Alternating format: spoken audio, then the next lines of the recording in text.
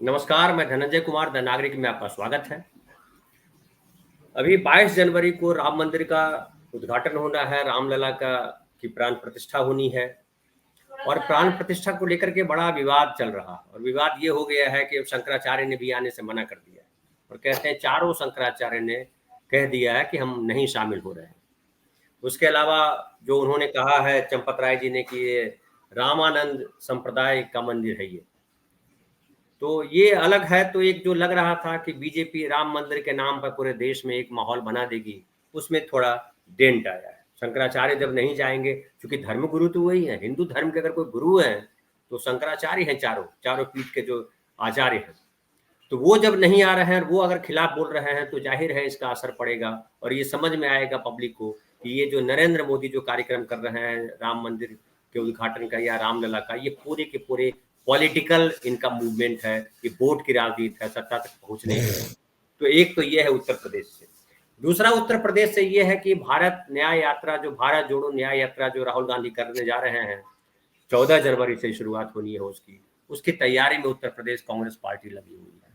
और वो जाहिर है कि उत्तर प्रदेश जो है बड़ा अहम है इस बार चुनाव में, लोकसभा का चुनाव में, क्योंकि 80 सीटें वहां है और पिछली बार 62 सीटें थी बीजेपी के पास और इस बार दावा उनका है कि इस बार 75 सीटों तक हम जीत लेंगे।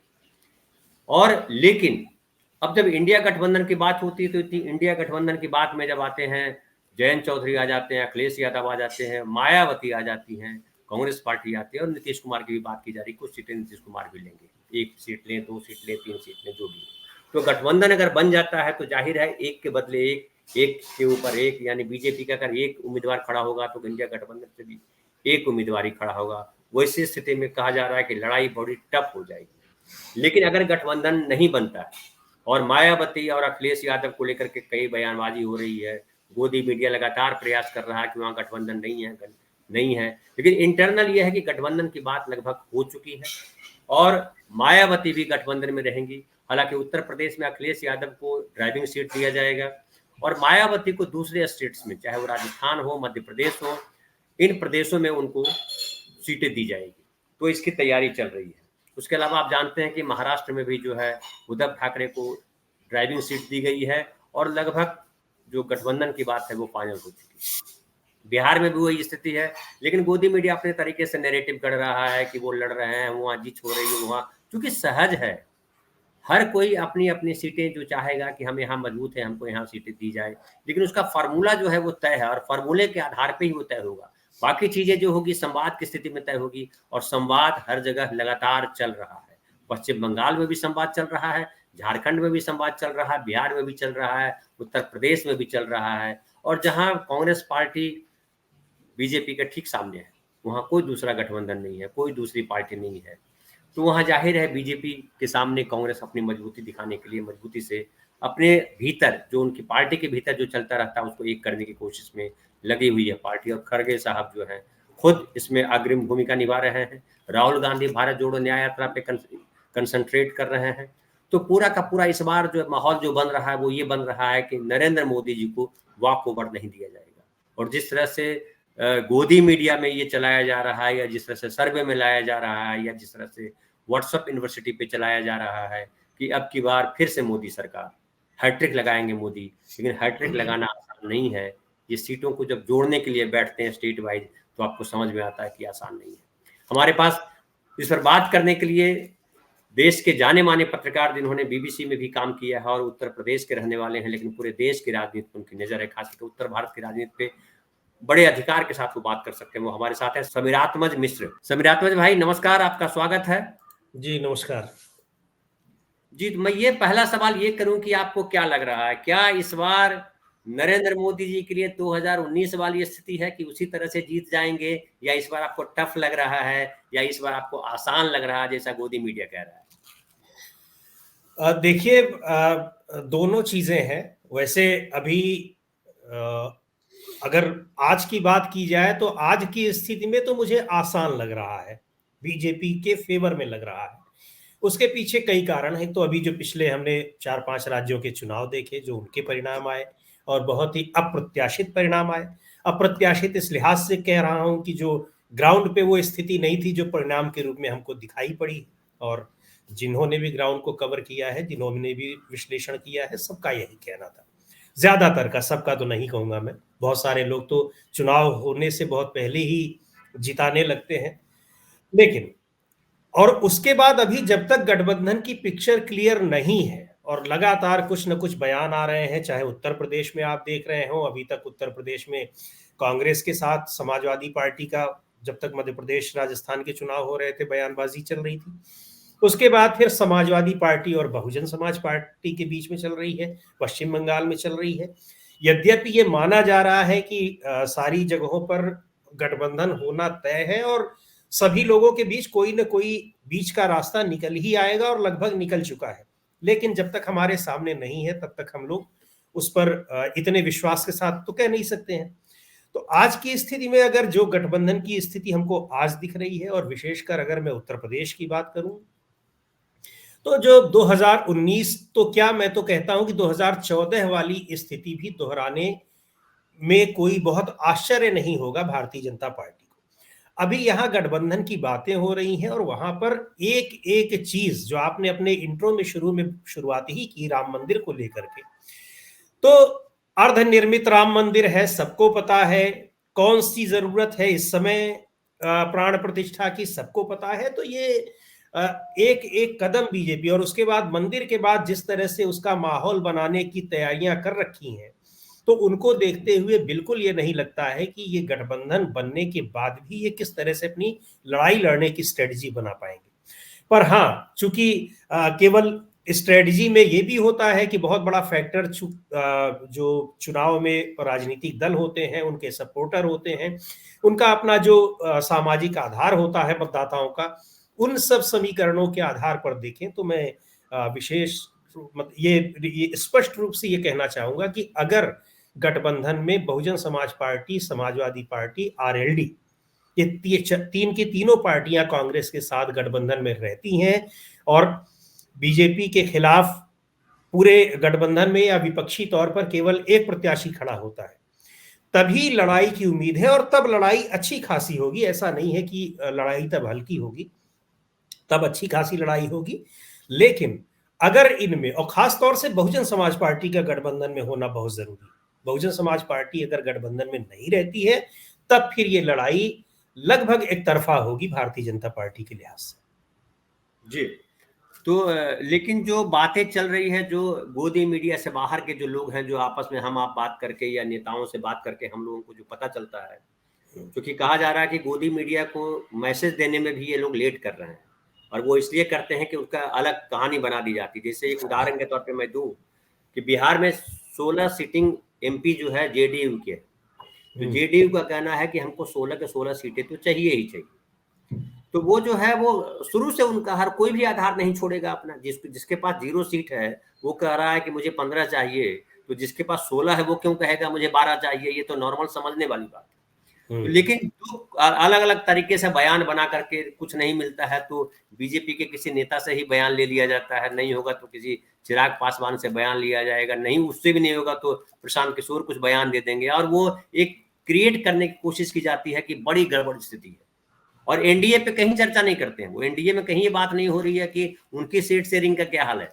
राम मंदिर का तो चल रहा है सब, लेकिन उनके भी तो सीट शेयरिंग होगी। 38 दल साथ में है तो वो क्या सब भजन गाने के लिए साथ में केवल हैं? उस पर चर्चा नहीं होती है। इसलिए इंडिया गठबंधन के लोग ये कह रहे हैं कि मैसेज जो है वो नहीं दे रहे हैं क्लियरली, लेकिन लगातार मीटिंग हो रही है। महाराष्ट्र में भी जो मीटिंग हुई और बहुत ही उत्साहवर्धक लोग कह रहे हैं, अभी सीटें एकदम तय नहीं हो पाई है कि कौन कहां लड़ेगा, लेकिन जो संवाद लगातार चल रहा है, संवाद में मुस्कुराहट है। और संजय राउत ने अपना बयान दिया कि देखिए हम सब पार्टी के लोग यहाँ खड़े हैं और हम सब मुस्कुरा रहे हैं, इसका मतलब है जाहिर है बात अच्छी हो रही है। उत्तर प्रदेश के लिए कहा जा रहा है कि मायावती जी के साथ अंडरस्टैंडिंग बन चुकी है और उनको उत्तर प्रदेश में अखिलेश यादव भी रहेंगे ड्राइविंग सीट पे, मेन उन्हीं को दिया जाएगा, लेकिन मायावती दूसरे नंबर पे होंगी। और जो वहां सीटें अगर उनको कम लगता है उसकी जो भरपाई जो है दूसरे स्टेट में की जाएगी। तो एक गोल मोटोर अगर बात करें तो कहा जा रहा है कि इंडिया गठबंधन, कांग्रेस पार्टी कम से कम पूरे फॉर्म में है कि हमको एडजस्ट चाहे जितना करना पड़े, लेकिन बीजेपी के सामने एक के बदले एक ही हमको लेकर के आना है। वैसी स्थिति है हमारे सामने जो आ रही है तस्वीर। वो हो सकता है 5 दिन बाद, 7 दिन बाद, 10 दिन बाद वो क्लियर हो जाए पोजीशन, लेकिन संवाद चल रही है, संवाद चल रहा है, ये बड़ा पॉजिटिव पक्ष है। वो ऐसी स्थिति में क्या देख पा रहे हैं? नहीं, मैं आपसे वही कह रहा हूं कि अगर बनता है तब तो लड़ाई कठिन होगी, मतलब उत्तर प्रदेश में भी, महाराष्ट्र में भी, बिहार में भी। लेकिन अगर इसमें गठबंधन में कोई भी जो नॉन बीजेपी अलायंस है, चूंकि बीजेपी, अच्छा एक बात आपने ये कहा मुझसे कि बीजेपी में भी बहुत सारे गठबंधन में कौन होगा कौन नहीं होगा इसकी भी चर्चा, तो एक बात जान लीजिए कि वहां पर जो गठबंधन में शामिल पार्टियां हैं, उन लोगों का अपना इतना बड़ा आधार नहीं, किसी का भी नहीं है जो अपने दम पर कुछ भी कर सके। तो उनको तो भारतीय जनता पार्टी चाहे जो कह देगी, उनको उसी हिसाब से करना है। चाहे जो जितनी भी पार्टियां उनके साथ है, चाहे आप उत्तर प्रदेश में अपना दल को ले लीजिए, चाहे और भी जो पार्टियां, चाहे जो बड़ी पार्टियां, प्रभावी पार्टियां थी, वो तो एनडीए से अलग ही हो चुकी हैं। चाहे अकाली दल हो पंजाब में, चाहे आपका दूसरी ये क्या जनता दल यू हो या शिवसेना जनता दल हो। यू हो, हाँ। तो अब उनके साथ जो भी पार्टियां हैं, आपके महाराष्ट्र में जो टूटे हुए लोग हैं अपनी बड़ी पार्टियों से, उन लोगों के साथ क्या है, उनकी तो नंबर ऑफ सीट्स नहीं, उनके तो कैंडिडेट्स भी बीजेपी तय करेगी, जहां तक हम समझ रहे हैं। तो नहीं, महाराष्ट्र में तो ये नहीं होगा, क्योंकि महाराष्ट्र में क्या है ना, ये जो अजित पवार जी की पार्टी है और जो जी शिंदे जी की पार्टी, उनके साथ इतने विधायक, इतने एमपी आ गए हैं कि हाँ, उनके लिए वो आसान नहीं है। क्या सिटिंग एमपी को छोड़ देंगे? वो सिटिंग एमपी जो है वो अपनी सीट छोड़ देगा, जो शिवसेना तो क्यों नहीं छोड़, शिंदे गुट में है। अरे क्यों नहीं छोड़ देगा, बिल्कुल कितने टिकट काटे विधानसभा में बीजेपी ने काटे, और जब बीजेपी के साथ ये गठबंधन करेंगे तो जाहिर तौर पर बीजेपी जैसा चाहेगी वैसा ही करेगी, और करना इनकी मजबूरी है। इसलिए मजबूरी है कि अकेले तो चुनाव लड़ नहीं पाएंगे, अकेले लड़ पाएंगे तो कितनी सीटें जीत पाएंगे आप बेहतर जानते हैं, और इनके साथ लौट करके फिर आ नहीं सकते हैं, जहां तक मैं समझ पा रहा हूं कि दोबारा से लौट करके अपनी मूल पार्टी में। और अजीत पवार, शरद पवार जी को लेकर के जिस तरह से बयान देते हैं, तो हमको तो नहीं लगता कि वो दोबारा से पार्टी में आएंगे, और पार्टी में आ भी गए तो उनका मतदाता उस तरह से उनको एक्सेप्ट भी कर लेगा। तो उनको बीजेपी जैसे चलाएगी।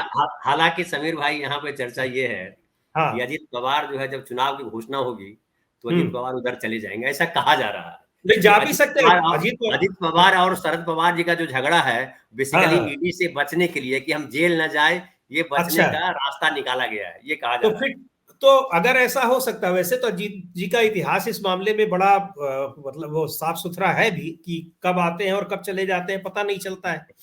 तो ऐसा हो भी सकता है, मतलब मैं ये कह रहा हूं, लेकिन अगर वो बीजेपी के साथ उनका गठबंधन रहा तो बीजेपी ही अपने हिसाब से उनको चलाएगी। यद्यपि बीजेपी, इनकी उनकी वजह से बीजेपी को फायदा होगा, लेकिन चूंकि अब केंद्र में भी सरकार है और राज्य की सरकार को भी अपने हिसाब से वो ड्राइविंग सीट पे भले ना बैठी हो, लेकिन ड्राइव वही कर रही है, तो उसी के हिसाब से चल रहा है। तो उनके यहाँ बहुत दिक्कत इन चीजों को लेकर के नहीं, दिक्कत वास्तव में यहाँ पे है, यहाँ पर इसलिए है कि सभी लोग, कांग्रेस पार्टी हर जगह उस तरह से मजबूत नहीं है, जहां क्षेत्रीय पार्टियां हैं और जहां एक से ज्यादा क्षेत्रीय पार्टियां मजबूत हैं, चाहे जैसे हम उत्तर प्रदेश की बात कर रहे हैं, तो इन जगहों पर ये दिक्कतें हैं, स्वाभाविक हैं।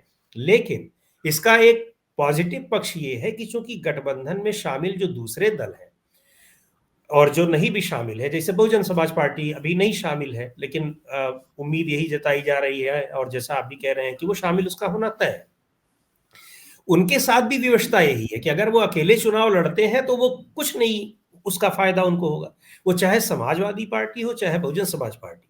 और और ये कांग्रेस, खास करके विधानसभा चुनाव जो हुआ अभी हाल में, जो उसमें बहुजन समाज पार्टी ने देख लिया कि उनके पास एक सीट मिली उनको, और वो भी कहा जा रहा है कि वो जो विधानसभा में एक सीट मिली वो भी अपने दम पे वो जीत करके आए हैं, वो उम्मीदवार। वो यही यही बात है कि वो गठबंधन का फायदा 2019 के लोकसभा चुनाव में बहुजन समाज पार्टी को दिखा है। 2014 में एक भी सांसद नहीं जीता था, 2019 में 10-10 सांसद उनके जीत गए। समाजवादी पार्टी को भी पता है कि 2022 में भले ही वो 110 सीटें विधानसभा में ले आए हैं, लेकिन लोकसभा में एक सीट के भी लाले पड़ सकते हैं अगर अकेले लड़े तो सबको ये मालूम है, कांग्रेस के लिए तो ना कुछ खोना ना पाने वाली स्थिति है उत्तर प्रदेश में। बिल्कुल। इसलिए इन दोनों ही दलों की विवशता है कि वो गठबंधन में रहेंगे, और गठबंधन में रहेंगे तो वास्तव में ये टक्कर देने में बहुत सक्षम है बीजेपी को। लेकिन अगर नहीं रहे तो फिर बीजेपी के लिए मतलब लड़ाई जैसी आसान चीज है। तो बिल्कुल सही, आप बिल्कुल सही कह रहे हैं। मैं अगला सवाल ये करूं कि जैसा कि आपने भी कहा और हमने भी कहा और लोग भी कह रहे हैं कि इनकी मजबूरी, हर मजबूरी उनको एक जगह लाएगी, क्योंकि सबके अस्तित्व का सवाल है। और पहला सवाल यह है कि बीजेपी को सत्ता से, केंद्र से हटाना है, बाद में फिर लड़ लेंगे। कि ये भी आ रहा है कि पहले आप उनसे लड़ो जो बड़ा दुश्मन है, हाँ। छोटे दुश्मनों से तो आपस में हम बाद में भी लड़के निपट लेंगे, लेकिन पहले उनको हटाओ। चूंकि लोकतंत्र की बात है, चूंकि जिस तरह से चीजों को हैक करने की बात की जा रही है, ईवीएम को, वो भी एक अलग मसला है। जिस तरह से संवैधानिक संस्थाओं को घेरा गया है, बनाया गया है, मुट्ठी में कसा गया है, और ईडी सीबीआई किसी के खिलाफ जो विपक्ष में खड़ा उसके खिलाफ लगा दिया जाता है। कहा जा रहा है मायावती भी उससे बरी नहीं है। दूसरी बात, मायावती के साथ एक और नई समस्या है, या कहिए नई बात है कि उन्होंने अपने भतीजे को कार्यभार दे दिया है। मायावती खुद एक्टिव होती तो उसका असर अलग होता, भतीजा एक्टिव होगा, कितना असर होगा नहीं होगा ये अभी देखने वाली बात है, क्योंकि पहला चुनाव होगा जहां भतीजे एक्टिव होकर के वो कर पाएंगे। तो एक वो भी है, और भतीजे की विरासत को, जो जो विरासत दे रही है उसको बचा करके रखना भी बड़ा जरूरी है। ये अगर नहीं बचाया तो क्या होगा फिर भतीजे का। फिर बात ये असल हो रही है कि मुसलमान, जिस तरह से पूरे देश में एक माहौल बना है कि मुस्लिम वोट कांग्रेस के साथ चला जाएगा, और वो जो चाहे वो बसपा अगर अलग लड़ती है गठबंधन से अलग, तो उनके पास मुस्लिम वोट नहीं रहेंगे, और फिर केवल जो है दलित के वोट पर, खास करके जो जो जाटव समाज है उसके वोट पर खड़ा रहना उनके लिए बहुत मुश्किल है। तो ये जो परिवर्तन आया है पिछले कुछ समय में, उसका आधार ये दिख रहा है उसकी वजह से कि यहाँ पे गठबंधन होगा। अगर गठबंधन हो गया, सब कुछ सही रहा, तो बीजेपी के लिए कितनी मुश्किल हो जाएगी? क्या आधी सीटें भी जीत पाएंगे या उसमें भी मुश्किल हो जाएगी? नहीं, सीटों के लिहाज से तो देखिए बात कह पाना बड़ा मुश्किल है कि आधी रह जाएंगी। हाँ, लेकिन निश्चित तौर पर कि अगर प्रॉपर ये गठबंधन हुआ जैसा हम लोग कह रहे हैं कि सपा, बसपा और कांग्रेस और आरएलडी, तो निश्चित तौर पर उसको मुश्किल हो जाएगी। और सीटें देखिए, सीटों के बढ़ने और घटने का क्या है। भाई उससे पहले 2014 से पहले बीजेपी के पास कितनी सीटें थी 2009 में? उत्तर प्रदेश 22 सीटें थी, 22 सीटें, और लगभग उतनी 23-24 सीटें जो है कांग्रेस के पास भी थी, लेकिन जब बढ़ी तो फिर ऐसे बढ़ करके चली गई। तो घटने को भी, अब जो वोट शेयरिंग थी उसकी, वो बैकवर्ड क्लासेस को उसने यूनाइट किया। वो बैकवर्ड क्लास जो समाजवादी पार्टी को देता था, दलितों को कुछ लिया जो बहुजन समाज पार्टी को देता था। कांग्रेस पार्टी के तो फॉरवर्ड क्लास के वोटर्स जो है इधर उधर बिखरे ही थे, लेकिन कंसोलिडेट होकर के वो भारतीय जनता पार्टी की ओर चले गए। अब की स्थिति अगर ऐसी होती है तो देखिए, एक चीज ये भी है ना कि हर सीट पर हर कम्युनिटी का मतदाता केवल एक नहीं देगा। मान लीजिए कि कैंडिडेट पर भी बहुत कुछ डिपेंड करता है, लेकिन ये बीजेपी के लिए लड़ाई बड़ी टफ हो जाएगी। इसलिए हो जाएगी कि बीएसपी का एक जो बड़ा एक 18% का वोट है, और ये 17-18% अभी ही है। लड़ाई में अगर वो दिखाई पड़ेंगी तो बीएसपी का वो वोट और ज्यादा हो जाएगा, बढ़ जाएगा। बिल्कुल, माइनॉरिटी कम्युनिटी का वोट बिल्कुल कंसेंट्रेट होकर के एक जगह पड़ेगा, तो बिल्कुल उसकी ताकत को भी आप इग्नोर नहीं कर सकते हैं। तीसरी, जो बीजेपी से नाराज जो बहुत और कम्युनिटीज हैं जिन्होंने अभी तक बीजेपी को वोट दिया है, हालांकि पहले भी ऐसा हुआ कि नाराज रहे और नहीं दिए।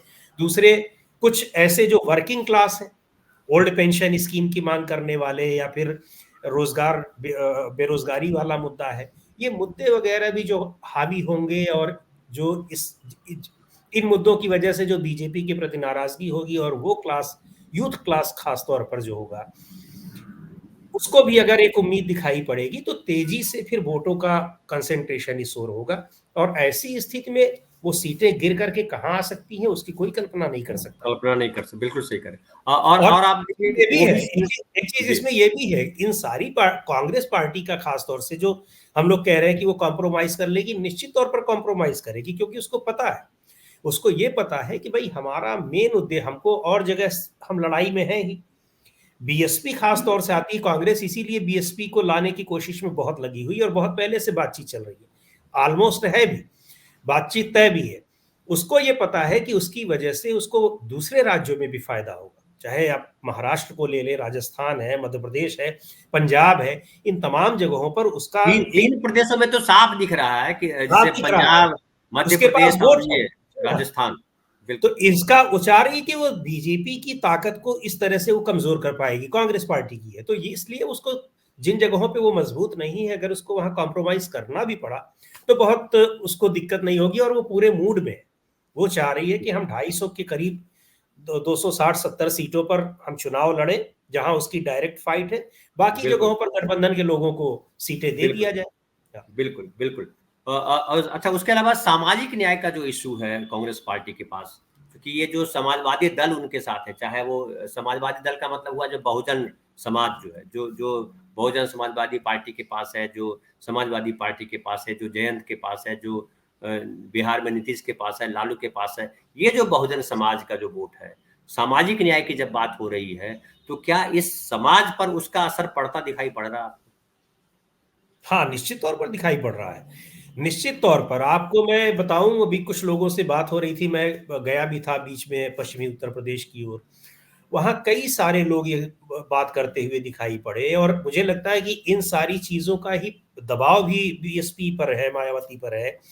लोग कह रहे हैं कि गठबंधन बीएसपी को करना चाहिए, क्योंकि उससे तमाम वोट जो है कंसेंट्रेट होकर के जाएगा। अदरवाइज दलित कम्युनिटी में भी, जो मतलब जिसको हम कहते हैं कि बीएसपी का कोर वोटर है, उसमें भी बड़ी संख्या में लोग जो है, जो बीजेपी को नहीं चाहते हैं कि वो रिपीट करे सरकार में, वो लोग भी पूरा मन बनाए हुए हैं कि वो गठबंधन में देंगे, अगर बीएसपी अलग कैंडिडेट उतारेगी तो कांग्रेस पार्टी को देंगे। तो इस तरह की बातें भी चल रही हैं। तो इसलिए कांग्रेस का प्रभाव, कांग्रेस का संगठन उत्तर प्रदेश में भले नहीं कहीं दिखाई पड़ रहा है, लेकिन आगामी लोकसभा चुनाव को अगर हम देखें तो उसके प्रति लोगों का जिस तरीके से झुकाव है, उसको देखते हुए लोग मन बनाए हुए हैं कि हम, कोई नहीं होगा, हम देंगे इसी को, भले ही वोट कहीं जाए। तो गठबंधन के लोगों को भी लग रहा है कि अगर एक किस तरीके का माहौल बना हुआ है, तो क्यों ना हम उसका फायदा उठा करके और अपने को भी मजबूत कर ले।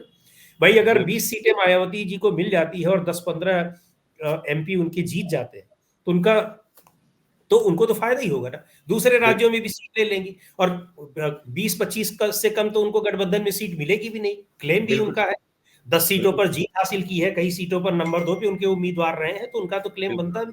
बिल्कुल बिल्कुल। ये सारी अच्छा, चीजें तो लोगों के जी मन में जो सेंटिमेंट है, पब्लिक का सेंटिमेंट, जो कि इन कम्युनिटीज से जुड़े हैं और इन पार्टियों से जुड़े हैं, वो भी यही चाह रहे हैं कि गठबंधन हो। आपने अखिलेश यादव का बयान देखा होगा, भले पिछले कुछ दिनों से समाजवादी पार्टी इस नहीं, तरह से कल राजगोपाल यादव भी उन्होंने कहा कि हम गठबंधन के करीब हैं।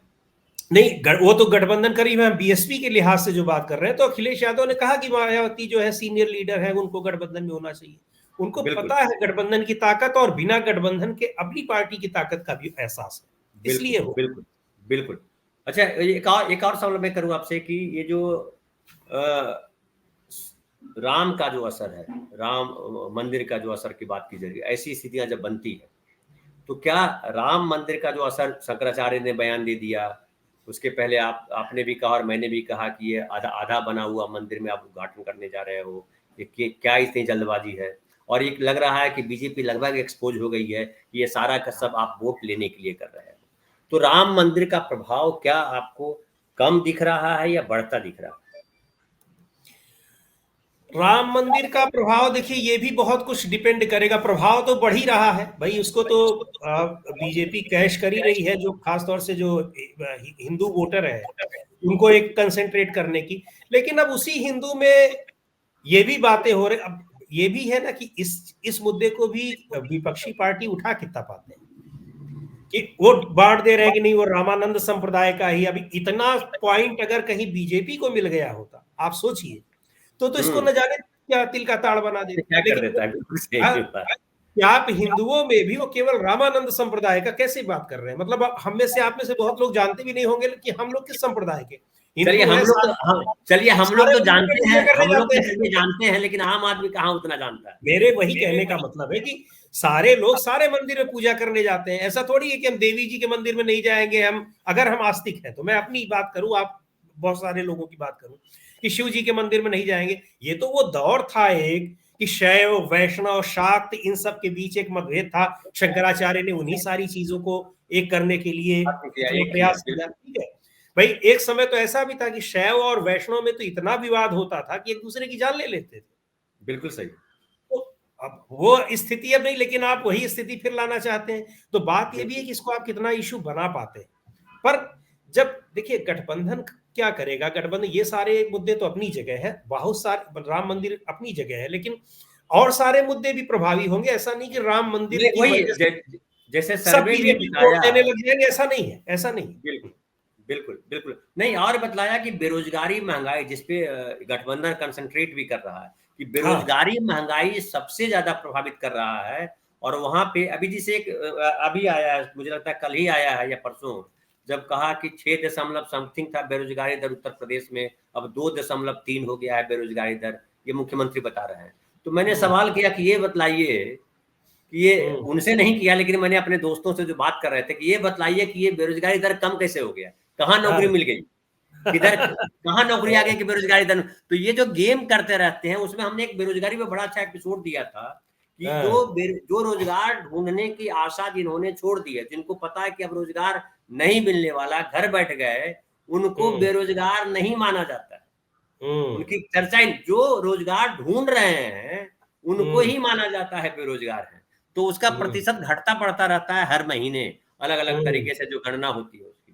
तो हम्म उसको ये प्लेस कर रहे हैं, तो जाहिर है कि इनको कहीं ना कहीं लग रहा है कि बेरोजगारी बहुत भारी असर कर रही है। वो बीजेपी के हाँ नेताओं को भी पता है कि केवल जो हाँ है राम मंदिर से काम नहीं चलने वाला।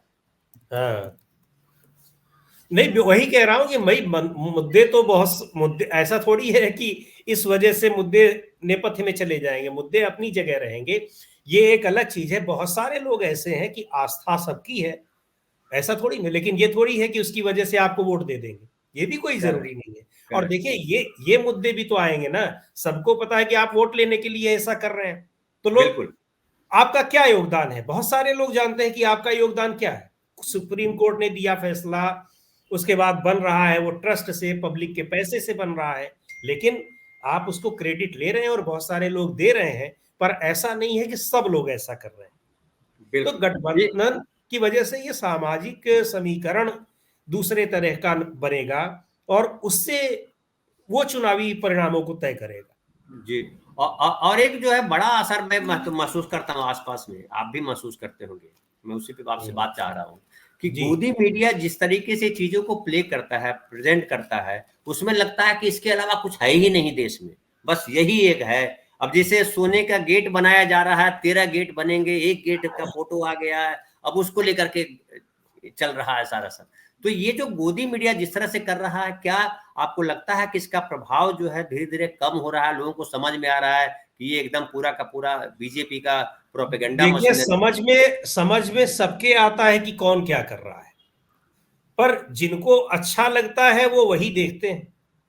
तो उनको ये ना बताएं, अब बताते हैं तो उनको और अच्छा लगने लगता है कि जो हमें अच्छा लग रहा है, देखिए वही मीडिया भी कह रहा है। पर बहुत सारे लोग मीडिया की सच्चाई को भी जानते हैं कि कौन क्या और क्यों दिखा रहा है। भाई वो इतना मुद्दा थोड़ी है। लेकिन कई सारे अखबार के संपादक जो जिनको हम जिस शब्दावली का आप इस्तेमाल कर रहे हैं उनमें नहीं गिनते हैं, लेकिन उनका ये कहना है कि भाई आ, लोग ये जानना चाह रहे हैं कि हम उनकी चीजों को लगातार छापते रहें। दिखाने वालों की तो मैं देखता ही नहीं, तो मैं उनके ऊपर टिप्पणी नहीं कर सकता हूँ। छापने वालों में बहुत सारे लोगों का ये कहना है कि हम, बात हो रही थी कि भाई एक एक दो दो पेज डेडिकेटेड है, कहें हाँ देखिए, एक तो ये है कि वो डेडिकेटेड क्यों है, उसकी एक जो बहुत जेन्युइन और सही वजह है कि उनको फंड मिल रहा है, उनको बहुत सारी सुविधाएं मिल रही हैं, वो तो अपनी जगह है।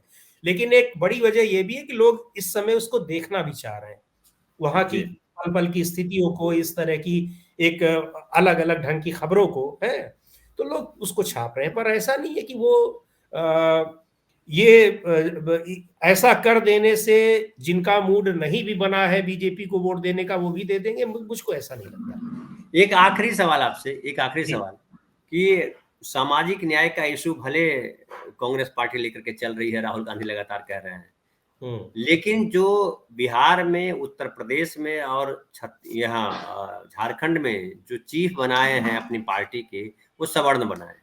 हम्म और उसके पीछे रणनीति ये कही जा रही है कि बाकी गठबंधन दल हैं वो तो है ही आदिवासी और दलित समाज और बैकवर्ड क्लास के लिए, लेकिन बीजेपी के वोट को कौन तोड़ेगा, जो मूल तौर पे सवर्ण वोट जो बीजेपी को जाते हैं, तो उसके लिए ये अध्यक्ष बनाए गए हैं इस तरीके के सवर्ण अध्यक्ष, ताकि इसका वोट कुछ प्रतिशत वोट बीजेपी से टूट करके कांग्रेस में आए।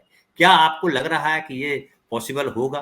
जी जी जी, बिल्कुल पॉसिबल होगा, निश्चित तौर पर पॉसिबल होगा। देखिए, उत्तर प्रदेश, बिहार और ये उत्तर भारत के जो राज्य हैं, खासतौर से अगर हम उत्तर प्रदेश की, चूंकि यहाँ जो बेस ही था, आप जान रहे हैं कि सवर्ण क्लास और खासतौर पे ब्राह्मण वर्ग जो है और मुस्लिम है और दलित है, यही सबसे बड़ा उसका बेस रहा है। पिछड़ी जातियों का बेस इतना मजबूत कांग्रेस पार्टी में कभी नहीं रहा, कभी भी नहीं रहा। शुरुआत में भी सोशलिस्ट पार्टियां जो होती थी उनके पास इनका वो रहता था।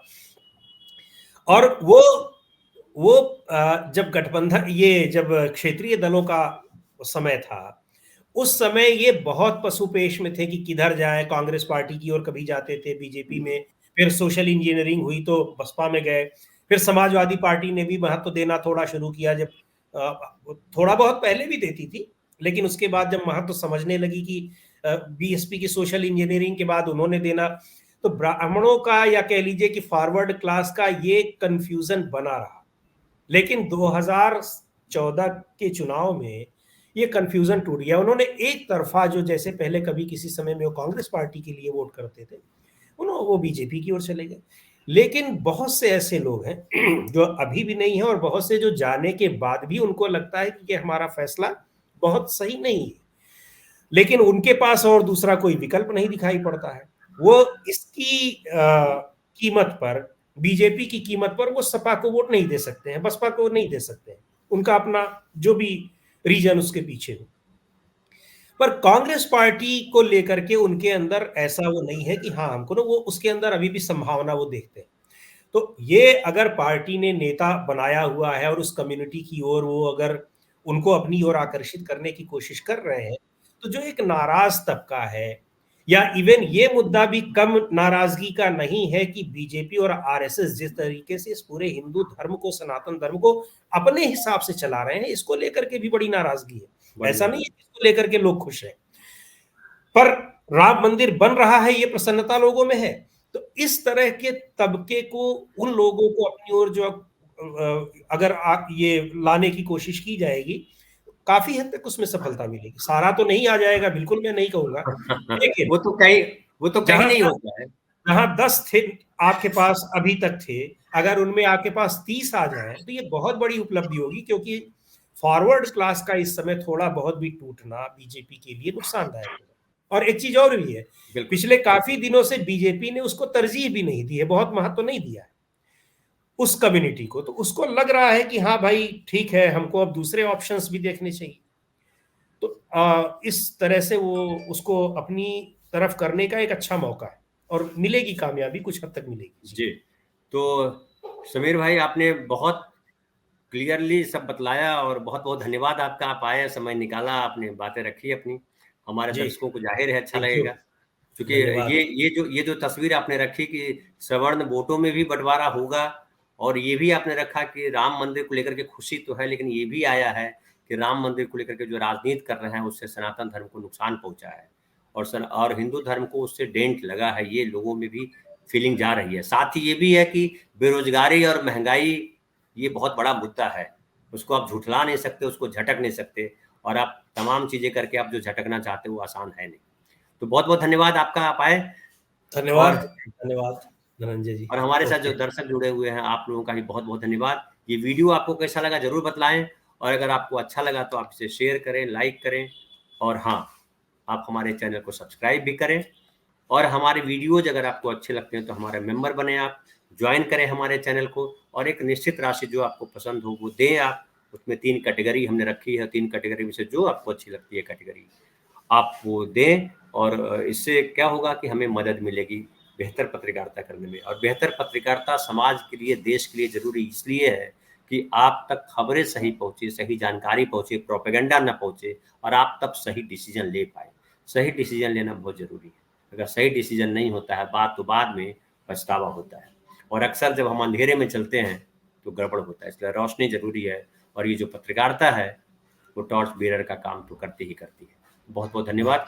फिर मिलेंगे हम नए कार्यक्रम में नए मेहमान के साथ। धन्यवाद।